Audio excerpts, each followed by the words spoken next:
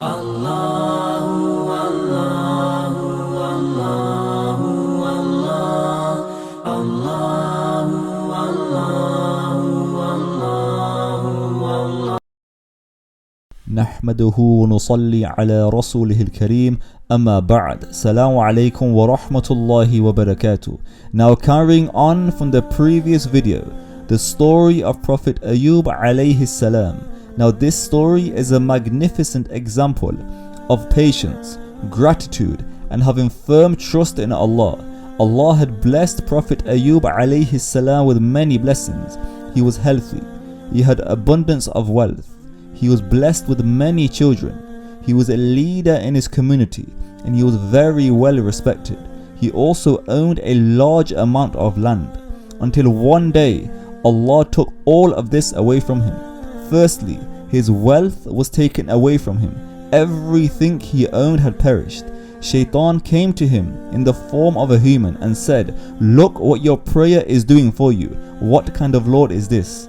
But despite the tricks of Shaitan, he continued to thank Allah and be grateful to Allah. Prophet Ayoob alayhi salam responded, "Allah gives to whom he wills and takes away from whom he wills, and all the wealth which I have belongs to Allah, so he has the authority to take it back from me." His children were taken away from him in front of his very eyes. Then his health was taken away from him. His skin would fall off his body, so much so that you could see his bones. Also, he became so sick that only two organs would function correctly: his heart and his tongue. His tongue with which he would continuously remember Allah, and his heart would never lead to the frustration of Allah. Even in this state of hardship, he lost his close friends. People will say that if Prophet Ayoob alayhi salam was a good person, then this wouldn't be happening to him. So they abandoned him and he was forced to leave the city which he lived in. Only one person remained with him, and that was his wife. His wife, who was made to earn money due to Prophet Ayoob alayhi salam being too ill to earn.